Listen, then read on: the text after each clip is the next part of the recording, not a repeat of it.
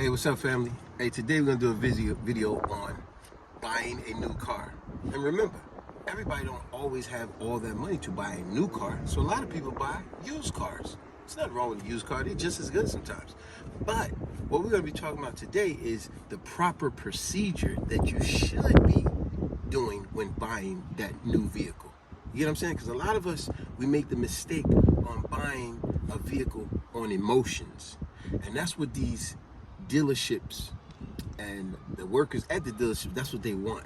See, they're nothing but grifters. And as always, I always love to give y'all a word of the day, and that's going to be the word of the day, grifter. You look up the word grifter, it means a person who runs a scam, who runs petty, swindle people, swindle you out of your money.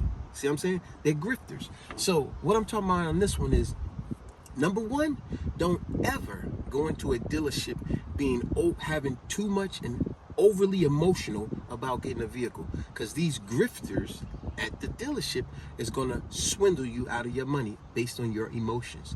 Don't ever go there too excited. Now, what you should be doing is going through a series of steps before you get that vehicle. Now, here goes some of the steps. Some of your family members or friends may tell you others, but here goes some. For example, number one, you should first be doing your homework. For example, go on the internet. Pull up that vehicle that you are excited about. If you're going to be excited and have a lot of emotions, do it in the privacy of your home. But don't show those emotions in that dealership. Remember, I'm going to keep saying that because y'all need to have that stuck in your head, because they will swindle you out of your money. These grifters at that dealership. Remember, grifter means a person who swindles or a scammer. If you're going to have emotions, be emotional about the vehicle, do it in your private place at home, not in the dealership. Number one, what you should be doing, like I said, don't be emotional, but do your homework on the internet. Pull up that vehicle. Pull up how much it really costs for that year. Find the blue book value of that car. See? Do all that on the internet. That's number one. Number two, have a talk with your family members about that vehicle. Get their insights, especially if you got older people in your family. They got a little bit more knowledge than you do.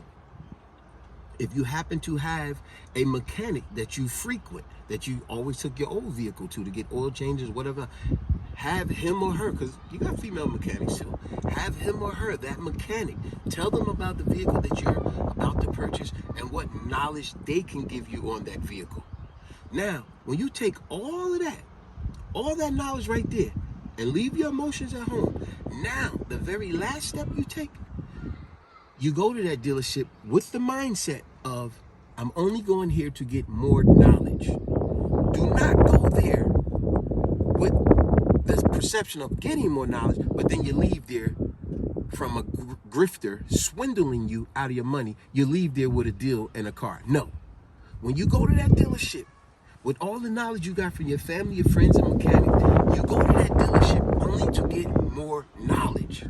Meaning, now when you go to, you say to yourself, I'm not leaving here with a deal today. I'm not leaving here with a vehicle. I'm only leaving here to see what's the best deal I can get. And if I have to go to another dealership, then so be it. But one thing for sure, I don't want to leave here with a car today. I want to leave here with more knowledge. If you follow those simple steps, I guarantee you, when you really are ready to pull the trigger and actually buy a car, and you take all those steps, let's repeat them. Go over, do your homework on the internet, pull up everything you could on that vehicle, get the blue book value of that vehicle, get the knowledge from your friends and particularly your family on that vehicle. Get some more information and knowledge from a mechanic that you deal with. Now, go to the dealership to get more knowledge about, you're very interested, but you're not going to be emotional. Remember, keep your emotions out of it, because they will play on you with your emotions. Yo, look, this car has such got a loud radio, nice AC, we keep it nice and clean. They tell you all this nonsense to grift you out of your money, because they're grifters. You take all that, now you go to the dealership and look at the best deal that they're going to give you, how they treat you. Go to even a second and a third dealership.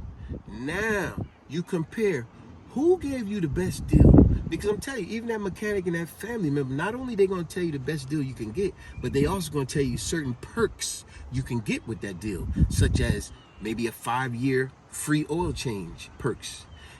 Maybe free car washes for 5 years or whatever the case, 2 years or whatever the case. Maybe they give you accessories to that vehicle, such as if you're picking up a truck. They may say, hey, we're adding a tow part to your truck. Hey, we're adding seat covers. We're adding whatever, bags or whatever, some type of accessory, all kind of accessories that you can get. So you take all that knowledge, and now, after you go to multiple dealerships with all that knowledge, now you're ready to go buy a vehicle. Now whatever decisions you make, there is no reason for failure. Failure is not an option. At this point, you should be equipped with all the information and knowledge you need to make a sound, respectful decision that you can live with and be happy with.